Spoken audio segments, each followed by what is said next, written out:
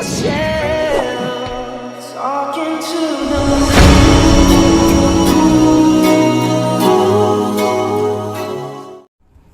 नमो नमः। आज मैं छठी कक्षा की संस्कृत की पाठ्य पुस्तक रुचिरा प्रथमो भाग का पाठ 5 पढ़ूंगी। इस पाठ का नाम है वृक्षाः। वृक्षाः होता है बहुत सारे वृक्ष। अब वृक्ष हम लोगों पर क्या क्या उपकार करते हैं, वो कैसे होते हैं, ये सब कुछ आज हम इस पाठ के माध्यम से जानेंगे। सबसे पहले क्या लिखा है, वने वने निवसन्तो वृक्षाः। आप चाहें तो मेरे साथ संस्कृत बोलने का अभ्यास कीजिए, क्योंकि संस्कृत बोलने से आपका बहुत अच्छा अभ्यास हो जाएगा। वनम वनम रचयन्ति वृक्षाः, शाखा दोला सीना विहगाः, तैः किमपि कूजन्ति वृक्षाः, पिबन्ति पवनम जलम संततम, साधु जना इव सर्वे वृक्षाः, स्पृशन्ति पादैः पातालं च, नभः शिरस्सु वहन्ति वृक्षाः, पयोदर्पणे स्वप्रतिबिम्बं कौतुकेन पश्यन्ति वृक्षाः, प्रसार्य स्वछाया संस्तरणं कुर्वन्ति सत्कारं वृक्षाः। और इसे लिखा है डॉक्टर हर्षदेव माधव जी ने। अब चलिए इसका हिंदी में अनुवाद कर लेते हैं। वने वने निवसन्तो वृक्षा, वन कहा जाता है जंगल को, तो वने वने मतलब हर एक जंगल में, निवसन्तो, निवसन्तो मतलब रहते हैं, निवसन्ति मतलब रहते हैं, वस निवास से यहाँ पर अर्थ है, निवास का अर्थ होता है रहना, वृक्षाः मतलब वृक्ष, कि वृक्ष जो है वन वन में रहते हैं। वनम वनम रचयन्ति वृक्षाः, वनम वनम मतलब वन वन को अर्थात जंगल को, रचयन्ति रचना करना, निर्माण करना या बनाना, वृक्षाः मतलब वृक्ष, कि वृक्ष ही वन वन को बनाते हैं, मतलब हर एक वन में वृक्ष रहते हैं, क्योंकि वृक्ष जो है वनों से ही बनते हैं। और वनम वनम रचयन्ति वृक्षाः, और वृक्ष जो है वनों की रचना करते हैं, मतलब दोनों बातें एक दूसरे से जुड़ी हुई किस प्रकार से हैं कि वन उसी को कहा जाता है जहां पर बहुत सारे वृक्ष हों, और वनों की रचना कौन करते हैं, वृक्ष ही करते हैं। उसके बाद आगे देखिए, शाखा दोला सीना विहगाः, तैः किमपि कूजन्ति वृक्षाः। शाखा कहा जाता है वृक्ष की टहनी को, और दोला कहते हैं झूले को। आसीनाः, आसीनाः मतलब बैठे हुए। विहगाः, विहग कहा जाता है पक्षियों को। तैः किमपि कूजन्ति वृक्षाः, तैः मतलब उनके साथ, किमपि मतलब कुछ भी, कूजन्ति, कूजन्ति मतलब कूकते हैं, वृक्षाः अर्थात वृक्ष। अब यहाँ पर क्या कहा गया है कि वृक्ष की शाखाओं के झूले पर बैठे हुए पक्षियों के साथ ये भी कुछ न कुछ कूकते हैं, अर्थात कौन कूकते हैं, यहाँ पर कहा गया है कि जो वृक्षों की शाखाओं पर जो पक्षी बैठे होते हैं, ऐसा प्रतीत होता है कि उनके साथ कुछ न कुछ वृक्ष भी कूकते हैं। जैसे पक्षी जो है उनकी वृक्षों की शाखाओं पर झूला झूलते हैं, उन पर बैठे रहते हैं और कूकते रहते हैं, उसी प्रकार से उन सब के साथ जो है वृक्ष भी मध्यम मध्यम धीमी धीमी आवाज में कूकते हैं। फिर से इन दोनों पंक्तियों का अर्थ बता रही हूँ।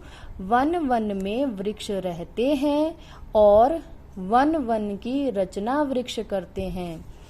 वृक्ष की शाखाओं पर झूला झूलते हुए पक्षियों के साथ वृक्ष भी कुछ ना कुछ कूकते हैं। पिबन्ति पवनम जलम संततम, पिबन्ति अर्थात पीते हैं, पवनम अर्थात पवन कहते हैं वायु को, पिबन्ति पवनम मतलब वायु को पीते हैं, और जलम जल कहा जाता है पानी को। तो पवन यानी कि वायु और जल मतलब पानी, तो वो क्या पीते हैं वृक्ष? पानी और वायु को पीते हैं। संततम, संततम का अर्थ होता है निरंतर, लगातार।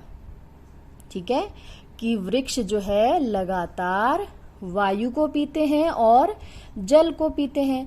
अब वायु को किस प्रकार पीते हैं ये तो आपने विज्ञान विषय में अवश्य पढ़ा होगा।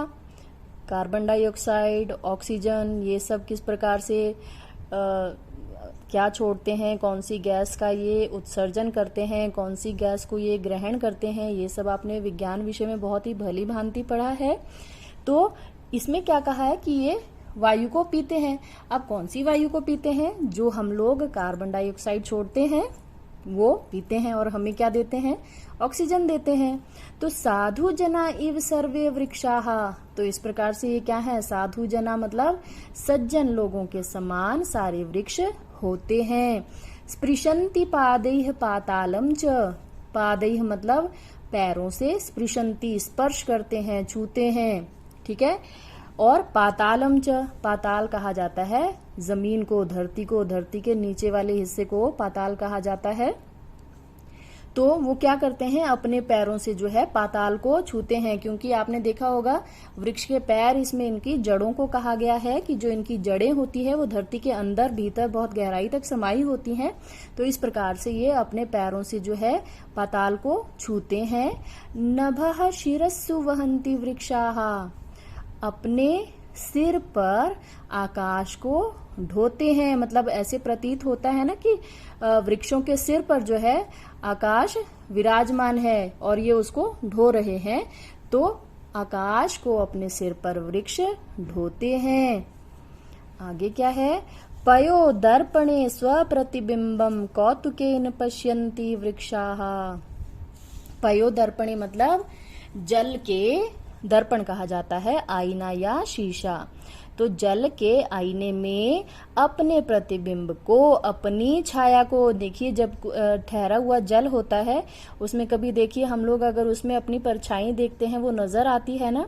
उसी प्रकार से यदि किसी नदी या झरने या किसी तालाब के नजदीक कोई वृक्ष होता है तो वो भी अपनी प्रतिबिंब, अपनी छाया जो है उस जल में देख सकते हैं।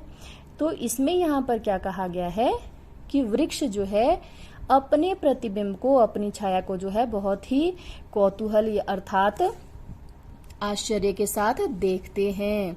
अर्थात जल के आईने में अपने प्रतिबिंब को वृक्ष बहुत ही आश्चर्य या उल्लास के साथ देखते हैं। प्रसार्य स्वछाया संस्तरणम कुर्वन्ति सत्कारम वृक्षाः। सत्कारम होता है आदर करना।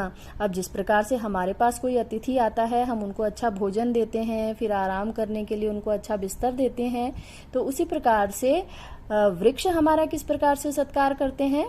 प्रसार्य स्वछाया संस्तरणम, अपनी छाया का बिस्तर, प्रसार्य मतलब सजाकर, फैलाकर, प्रसार्य का अर्थ होता है फैलाकर, अपनी छाया का बिस्तर फैलाकर वृक्ष जो है सबका सत्कार करते हैं, आदर करते हैं। अब देखिए वृक्ष कितनी तरह से हमारा आदर करते हैं। सबसे पहले तो हमें जो है प्राण वायु प्रदान करते हैं, अर्थात हमारे जीने के लिए जो वायु बहुत आवश्यक है वो हमें वृक्षों से ही प्राप्त होती है। सोचो यदि वृक्ष ना हो तो हम कैसे जी पाएंगे, हम सांस किस प्रकार से लेंगे, ये तो हमारे लिए संभव ही नहीं है। उसी प्रकार से वृक्ष अपने फलों से, अपनी छाल से, अपने पत्तों से, अपनी जड़ से, हर तरह से वृक्ष जो है हम लोगों पर उपकार करते हैं, क्योंकि इनकी जड़, छाल, पत्ते आदि बहुत सारे इनमें औषधीय गुण होते हैं जिनका हम लोग औषधि के रूप में निरंतर अपने जीवन में प्रयोग करते हैं। और यही नहीं, अपनी छाया के माध्यम से भी ये हमारा सत्कार करते हैं। तो देखिए वृक्ष हमारे ऊपर कितना उपकार करते हैं। इसलिए बच्चों आप सभी वृक्ष लगाना आरंभ करें। यदि कभी वृक्ष नहीं लगाया तो अब जरूर वृक्ष लगाने का सौभाग्य प्राप्त करें। इसके साथ ही ये वीडियो समाप्त होती है। वीडियो देखने के लिए आपका बहुत बहुत धन्यवाद।